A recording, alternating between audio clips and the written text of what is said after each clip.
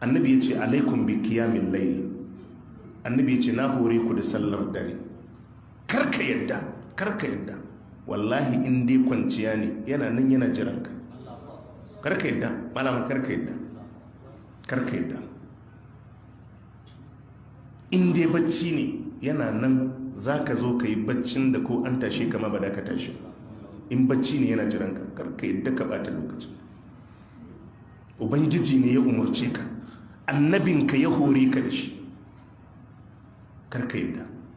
Annabi ya ce alaikum bi qiyamil layl, annabi ya ce na hore ku da qiyamul layl, sallar dare. Fa innahu da'abu salihin qablakum, annabi ya ce qiyamul layl al'adar salihai ne kafin ku.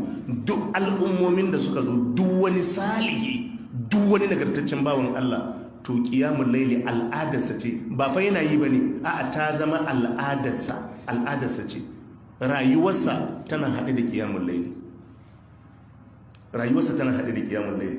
Karka yadda waɗannan kwanaki da muke cikinsu, yau ba daɗi, jiya ba daɗi, gobe ma in aka wayi gari ba daɗi, ka yi taɓata lokacinka akan abin da ba shi da amfani. Karka yadda.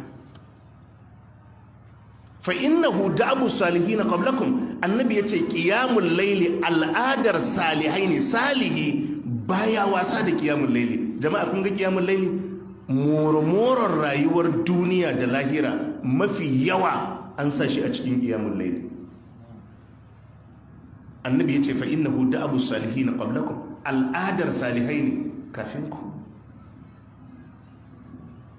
Wa huwa qurbatun ila rabbikum, annabi ya ce kuma kusanci ne zuwa ga ubangijinku. Qiyamul laili yana daga cikin ibadar da yanzu zaka samu kusanci a wajen Allah.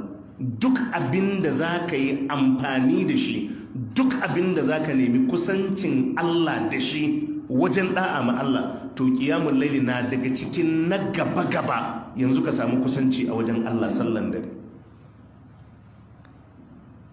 Domin ita ƙiyamun laili kusan madarar ikilasi ne.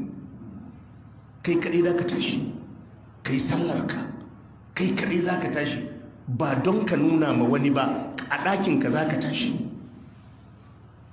Tana daga cikin ibadodin da aka fi yin su don Allah.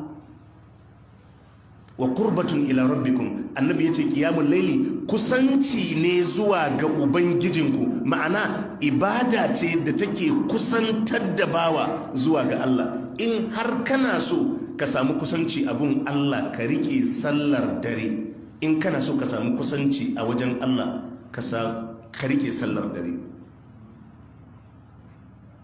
Annabi yace wa magfaratun lisayyi'at, sannan kuma tana kankare zunubai. Sallar dare tana goge laifuffuka.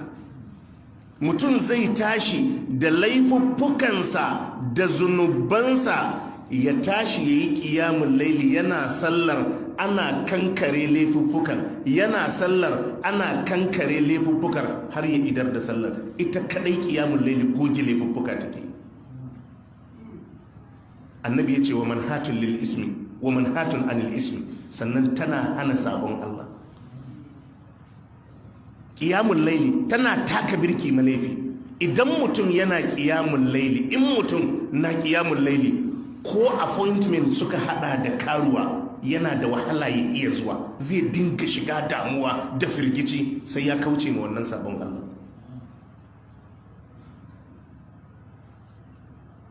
Idan zai yi laifi ko a ofis ne, shi kadai sai hankalinsa ya tashi, ko a gida ne shi kadai hankalinsa ya tashi, sai ya firgita, sai ya dinga samun damuwa, karshe sai ya kauce ma laifin.